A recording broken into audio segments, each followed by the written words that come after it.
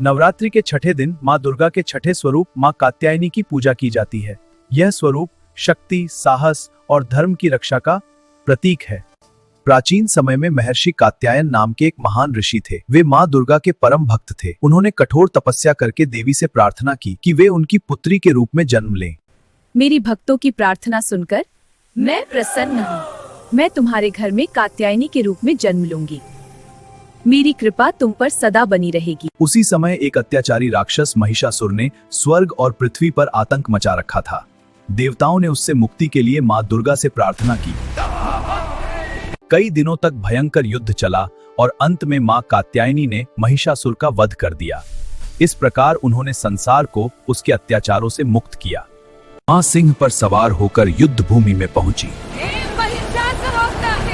तेरे छल कपट का अंत आज होगा। उसका रूप उसके से लेकर युद्ध कई दिनों तक चला। पृथ्वी कांप उठी, आकाश गरजने लगा। यह विजय केवल एक राक्षस पर नहीं, बल्कि अहंकार, अन्याय और अधर्म पर विजय थी। एक और महत्वपूर्ण कथा श्री कृष्ण से जुड़ी है। श्री कृष्ण का जन्म मथुरा में हुआ। वे यमुना नदी के तट पर खेले और गोवर्धन पर्वत को उठाया। जब वृंदावन की गोपियां श्री कृष्ण को पति रूप में पाना चाहती थीं, तो उन्होंने यमुना नदी के तट पर माँ कात्यायनी की पूजा की। वे रोज सुबह स्नान करके यह मंत्र जपती थीं। कात्यायनी महामाये महायोगी तो मैं अवश्य आती हूँ, तुम्हारी मनोकामना पूरी होगी। देवता पराजित होकर ब्रह्मा, विष्णु और महादेव शिव के पास गए। तब तीनों देवों के तेज से एक अद्भुत देवी प्रकट हुई। यही थी माँ दुर्गा। जय कात्यायनी माता, जय कात्यायनी माता, जो नर तुमको ध्याता, मन वांछित फल पाता। जय। चंद्रहास खड्ग विराजे, शिर पर मुकुट सुहाता, सिंह वाहिनी तुम माता, जग में यश फैलाता। ब्रह्मा विष्णु महेश्वर तेरी आरती गाता, सुर नर मुनि सब मिलकर तेरे गुण गुण गाता। भक्तों की दुहरती, सुख समृद्धि देती, जो भी शरण में आए उसकी रक्षा करती। भक्तों की दुहरती, सुख समृद्धि देती, जो भी शरण में आए उसकी रक्षा करती। ओम देवी कात्यायन्यै नमः।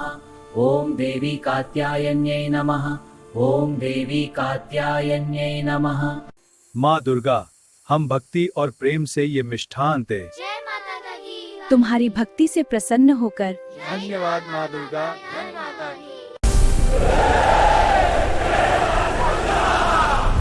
देख ले अपनी माया का अंत।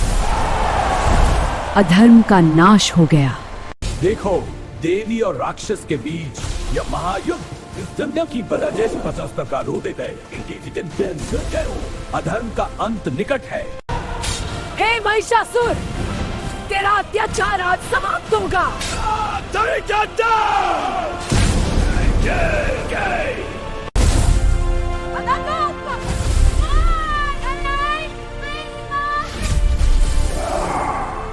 यह युद्ध अभी खत्म नहीं हुआ।